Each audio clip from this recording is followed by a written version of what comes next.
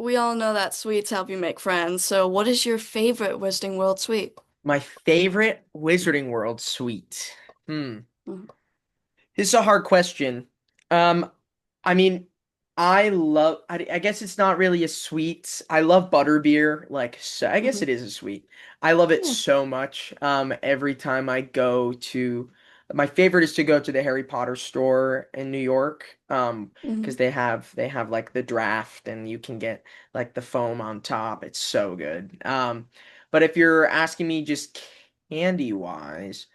I'd probably say when I was younger, I loved chocolate frogs. Like I loved them. I also loved, collecting the cards and but I would say now it would probably be. I mean, does butterbeer count? Because that would be my I, favorite. yeah, I I think think it butterbeer counts. counts. I think it I think counts. it Then counts. butterbeer. Butterbeer is my answer. All right. Yeah. What Um, about you? What's yours? oh, okay. Mine, probably Fizzing Whizbees. But Classic. yeah. Classic. But butterbeer is like a second, so Yeah. Yeah. yeah. Yeah, I think Eric's are fizzing Wispies as well. Or no, he says chocolate frogs, I think. Mm, I don't know. I don't know. something. Yeah. Uh and for anyone who doesn't know Harry Potter and Cursed Child, could you sum up it without any spoilers? Yeah, so Harry Potter and the Cursed Child takes place um around ish 20 years after the the last book of the series. And we follow Harry and Harry, Ron, Hermione, with the whole gang, Ginny, Draco. We followed them, but now as adults, raising their own kids who are going to Hogwarts. The story follows Albus Severus Potter, who I play on Broadway, and Harry, and Albus going to Hogwarts for the first time and discovering all these things for the first time, while also looming in the shadow that is Harry Potter. Um, because his dad is this celebrity. So and he goes on, and we find him going, or his first day going onto the Hogwarts Express on platform 9 3/4, where he gets on the Hogwarts Express and meets Scorpius Malfoy, who is the son of Draco Malfoy, and they become unlikely friends and go on a crazy set of adventures. Um, and that's my spoiler free description of what Harry Potter and the Cursed Child is. It's a story of um, it's a father-son story, and it is a story of unlikely friends. Yeah, I'd say that's perfect sum up. Boom! It's like I've done it a few times. No, I'm just kidding. It's like you're in the show. I know, I know. Um, but kind of were you always before Cursed Child, were you always like a Harry Potter fan? Yeah, so when I was young, I read all the books. My grandmother read them first, then my grandmother showed them to my mom. Then my mom showed them to me and my brother. And then so we read them and we watched all the movies. So fun facts is that we would go to, because I the first movie that I was probably like conscious enough to be like I remember when it came out was Order of the Phoenix. Um Hmm.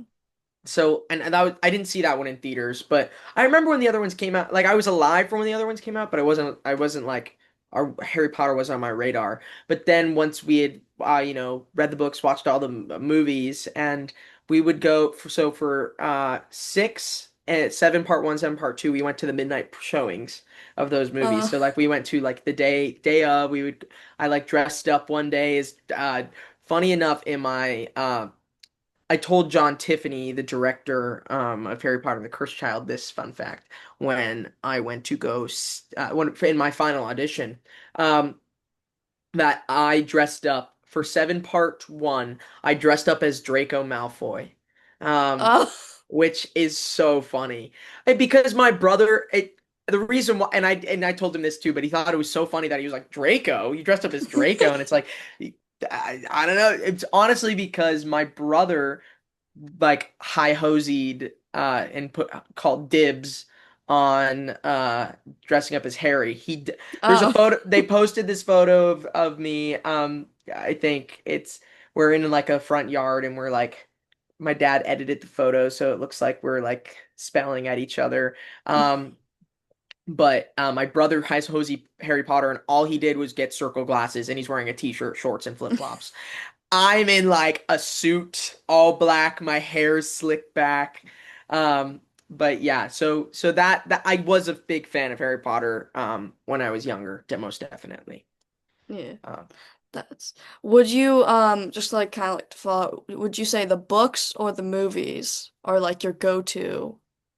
when I was younger, like I think I watched the movies way more than I read the books. 'Cause I read the books once, like through when I was younger. Actually, like even before I started this, I started listening. I got through like two of the audiobooks once I got cast.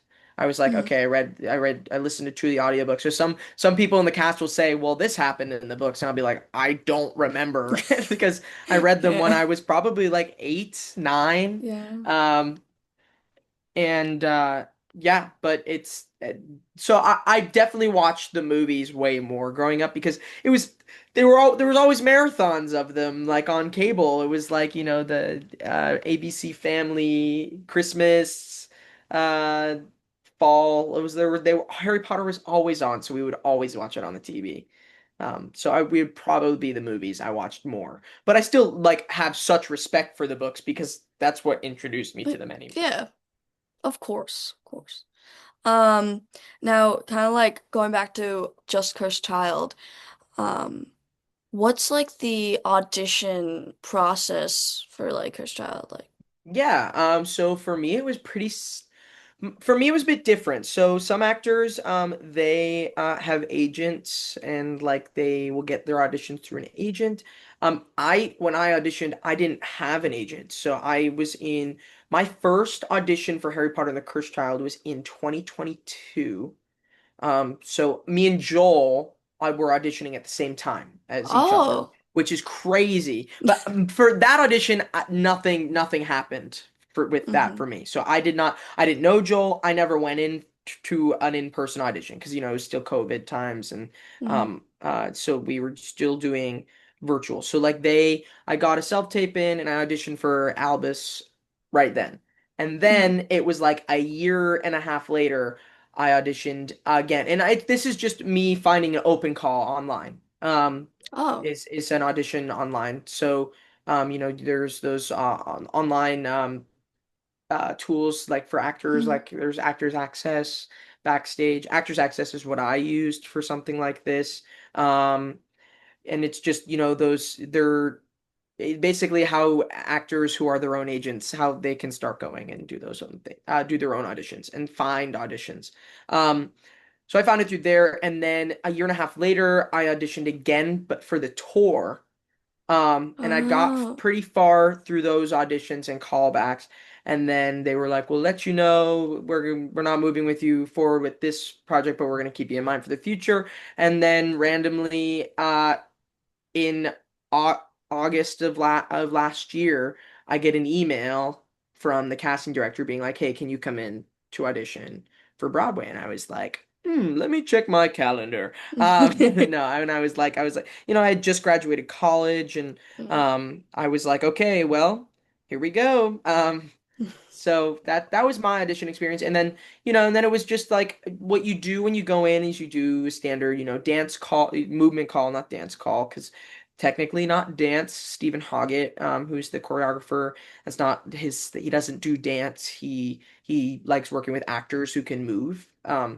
So even though it's called wand dance, but and yeah, so movement calls, and then when I do scenes, and it'd be back and forth, and it was just mostly me with a reader. It was me and a reader. Like I never like read with another actor who was in it. So some people asked me mhm, like, "Did you read with Eric?" And I was like, "No." Did you read with Matthew? No, I didn't before I was cast. So mhm. um, but yeah, and then it was just so when I auditioned for Broadway, it was a straight week of auditions.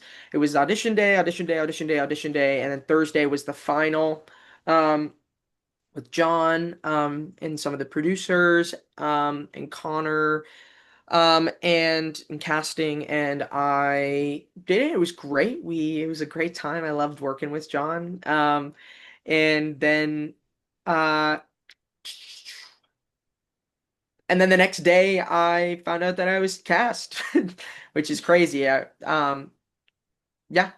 So that's my audition process. That seems like faster than other. Yes, but the also we have to think about like me. I was already in for them, so like they had Oh already yeah. seen some of me before, so that they were. I think they like they were looking for the Hmm. person, and I that week just it was fast, but it was a lot of fun. Yeah. Um, Well, I'm glad you got casted because you are amazing, oh, Albus. thank you, Elliot. I appreciate that. Yeah. I love them. I love having fun. Playing Albus Potter. Um, so just a little question is like, so where were you exactly like when you did get the Oh email that you yeah, were gonna? I love this story. So I was driving. So I had been in New York. I was staying on my friend's couch, um, because I just graduated college. I was still living in Boston. And I I came to they emailed me. I was there for the week. I kept being like, "Hey, can I stay another night? Hey, can I stay another night? Hey, can I stay another night?" Because they kept asking me to come back. Um, and then it was the final audition happened, and then it was a Friday, and I was like, all right, time to go home. So it was like it's probably around like 1 p.m. I was like, okay, I'm gonna like try to dodge the traffic, or maybe I left around like noon. That doesn't matter. But I got in my car, and I started driving, and I got on the highway, and as soon as I pulled on the highway, I got a phone call from Mhm. casting being like, "Hey, you got it," and I was like, I was sitting in my car and I was like, oh, what?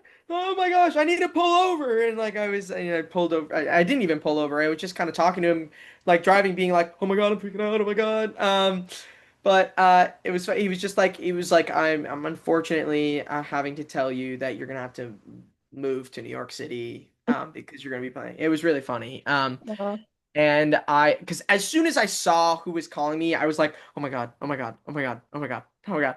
Because like you have that idea, because they wouldn't have called me if yeah. I didn't get it, you know?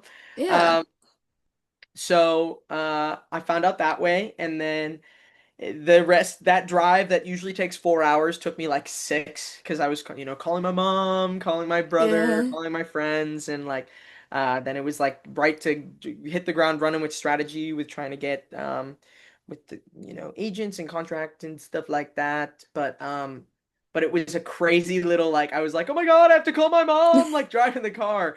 Um, so it was a pretty cool story, when that happened. It was probably very dangerous. Like my phone's on like one of those little magnet things on the Okay, yeah. like so. I was driving like this, and then I see the call, and I'm like, oh my God, because it popped over my GPS, and I was like, oh my gosh, and I was like, Mhm. swiped accept call, and I was like, hello. It was very funny. Don't do that at home. Yeah, yeah, yeah. Please drive safely, drive responsibly. Hands Uh, free. My hands were free, except for that 1 second that I swiped to accept the call. uh, And then plus the freak out of me getting cast on yeah. in a Broadway show. That's crazy that you were on your way home. I was on my way home. Yep. Wow. Well, what made you want to be an actor in the first place? Yeah. Um, that's a good question. I feel like everybody always told me they're like, "Oh, you'd be a great actor." Growing up, like, "Oh, you'd be good." Like my family would always be like, "Oh, he's the actor." My mom would be like, "Oh, if I asked my mom today, she'd be like, "Yeah, you'd fake cry all the time, and you're so good at it." And like she was like, she would always be like, "You'd be such a great actor." But I would say what like started like what got me into acting was um I was in band, like I was in jazz band growing up. I was Hmm. always involved in the performing arts, and like I feel like I was probably known as like a band kid. I'm kind of ta like reclaiming that phrase because uh I feel like some folks that's a negative thing. I don't think so.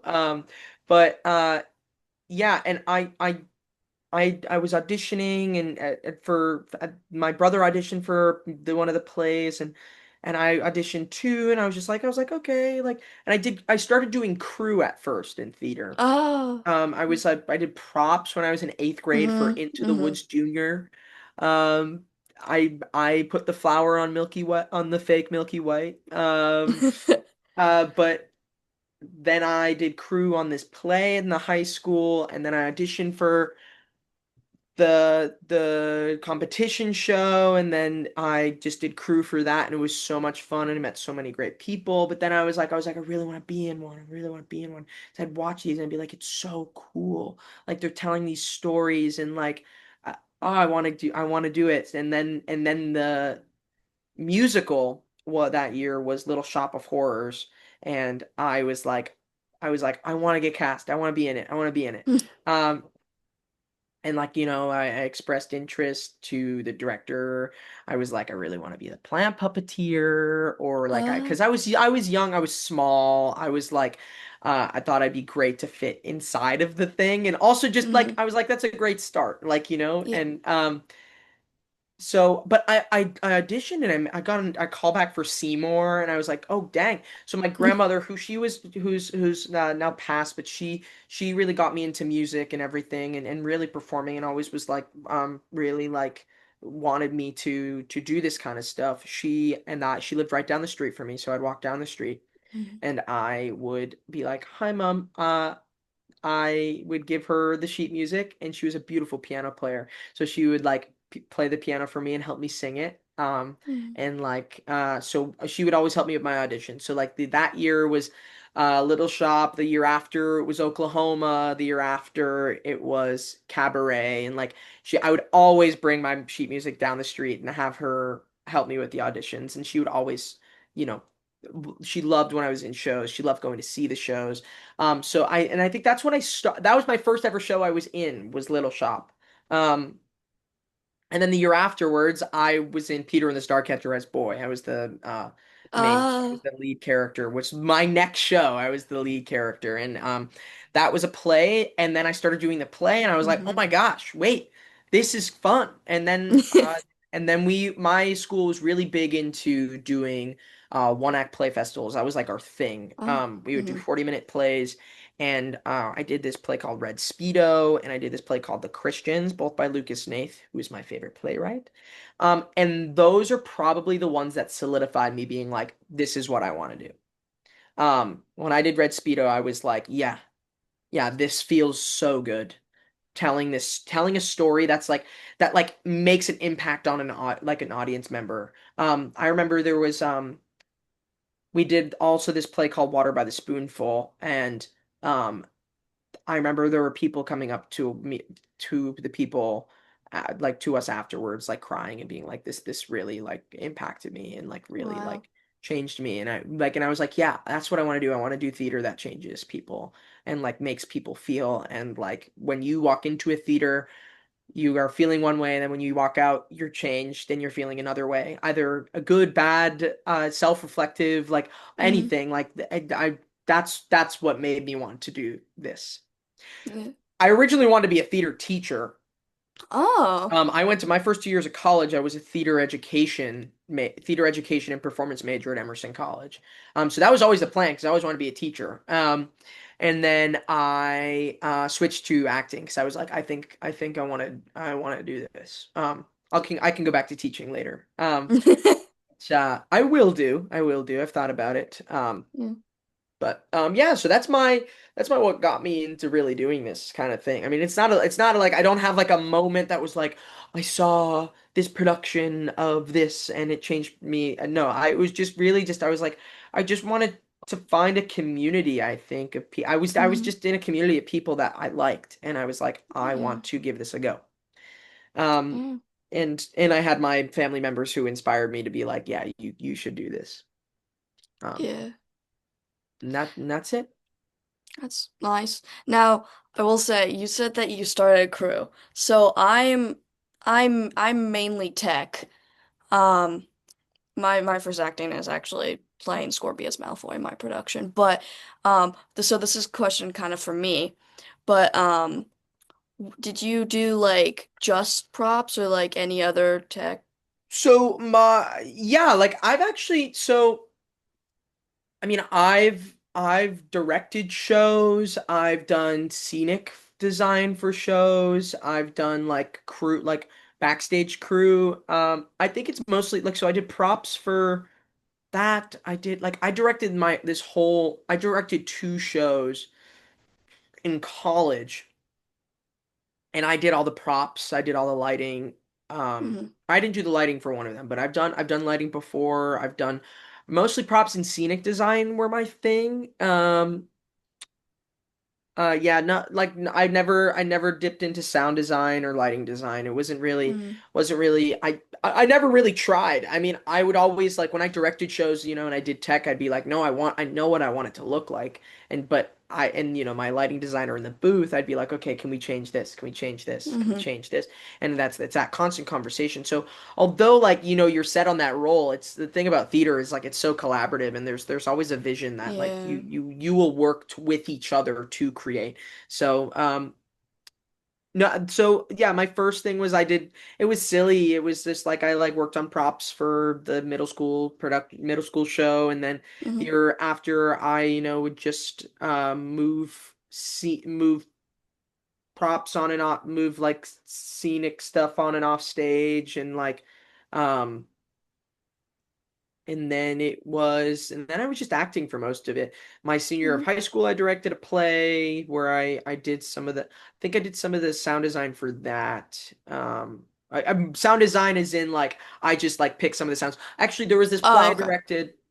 play I directed in 2022, um, summer 2022, where I did do all the sound design for that. Um, and yeah, so I've done it all, but acting is mostly where because Yeah. again I was going to be a theater teacher, so I wanted to Hmm. know how to like at least a general understanding for a lot of these Yeah. things. But yeah. Yeah. Well, very cool. Just look at time. Oh yeah, yeah, no worries. So Um, we got a few more minutes. yeah. Um, oh, sorry. Just All my go just questions ask sound him like. and I'll answer him. I promise. Okay. Um, I'll try to snip it a bit down. yeah, Yeah. yeah. Um, there is like one thing. Oh yeah, what's been like the most rewarding part of like connecting with fans after the show? I mean, what isn't? Like, my whole thing is when I go to stage door and people are like, "Thank you for coming out." I'm like, "What? No, thank you for coming. Thank you for coming. You sat for 3 hours watching this play, watching these crazy things happen, and probably the freezing cold theater because that theater's always so cold. But and I'm like, you just saw us for 3 hours. It's the least I could do to come out here and be like, thank you, because y'all are the people that we do this for. So it, it's that's probably my favorite part. And uh I just like seeing faces. My favorite part is the young kids. So like Hmm. the young I love seeing young kids, especially like the young boys with glasses. I always say whenever I've said this before, I think but like my favorite thing to do is especially I hate when I because I always try to wear my glasses at stage door because Hmm. it was something like I've always it's wearing glasses sometimes it can be like an insecurity thing for some kids. Yeah. But I grew into loving wearing mine, and I feel like you're labeled as the nerdy kid, blah blah, all these things. So I always make it a goal to say to the little kids with glasses, I'm always like, I really like your glasses. I have similar ones, like stuff like that. I like especially I love the kids who have blue glasses because I'm these ones are green but my other ones I was like I look on my glasses they're blue too, um and like stuff like that and like I remember this my first because I said in another interview I was like I'm gonna cry when I meet my first little kid, um, little nerdy kid with glasses at the stage door, and I remember him. His name's Gio because I asked. Oh. And Gio was a little nerdy kid with glasses, which is there's nothing wrong with that, but it was just like it was totally just like you were me, because that was me when I was, going to see a show and being like, oh my gosh, like, this is so wonderful, like this changed my life, and like, and I hope that's what happens. So that's my favorite, like stage door interactions, fan interactions, and fan Yeah. interactions. Fan Um, fan interaction. Well, yeah, that's very sweet of you, I yeah. think. Oh, Yeah, yeah. I think it always comes down to that is like what I do it for, and it's always for like Hmm. for the young folks. Yeah. Um, Um, just last questions. Do you want to talk about like your Hogwarts house Patronus yeah, wands? totally. I feel like so when I grew up, I took it when Pottermore was still a thing, because now it's Harry Potter World or something. Uh, Um, Yeah, something. but when Pottermore was still a thing, when it just came out for the first time, I took it and I was a Hufflepuff, or I took it and I was a Gryffindor, and like I'd take it once in a while, and it was like it would flip around. I would Gryffindor, Hmm. Hufflepuff, Gryffindor, Hufflepuff, Gryffindor, Hufflepuff. Um, but now I'd solidified. I'm a Gryffindor. My Patronus is a hedgehog, which I love that it's a hedgehog. It's so cute. And I think it's so on brand. And then my wand, I have it here. Hold on. It says spruce wood, phoenix feather, 12 and 3/4 inch length. Surprisingly swishy. Mm. I don't know what I mean. I could tell you what that means. I don't know really what that means. It's unskilled wand makers call spruce a difficult wood, but in doing so, they reveal their own ineptitude. It is quite true that it requires particular deftness to work with spruce, which produces wands that are ill matched with cautious or nervous natures. Ill matched with cautious or nervous natures and become positively dangerous in fumbling fingers. The spruce wand requires a firm hand because it often appears to have its own ideas about what magic it ought to be called upon to produce. However, when a spruce wand meets its match, which in my experience is a bold spellcaster with a good sense of humor, it becomes a superb helper, intensely loyal to their owners and capable of producing particularly flamboyant and dramatic effects. Um, Characters who, or wait, no, I don't know. Whatever. But yeah, that's what that means, I guess. Great. But those things. So I used to say like Grifflepuff, you know, Oh. but but you're only one of in my opinion. Mm. You are, you can totally have qualities of other ones, because like I totally think like is like there's so many characters that they all show qualities of other things, but it's just Yeah. where are you placed? Yeah. The main things, I think. Yeah, yeah. Sweet. Anything else? No. Cool. Mm. Well, thanks for chatting with me, Elliot. Thank you for finally coming on. I know. Sorry. It's bad. Nah, Hey, you're I good. was taking. I wanted to give you good answers. I wanted to give you good Yeah. stuff, and like I wanted it to settle in. Hmm. It was a big change for me, moving here so fast, and Yeah. everything was moving so fast that I wanted to give it some time. So Hmm. I'm glad we did. Yeah. Well, Um, I appreciate you for taking time out of your day. And I appreciate you taking time out of your day to talk with me. I mean, like, this was a long time coming, so I'm glad we waited, and I'm glad we're here, and I'm glad it happened. Um, Yes.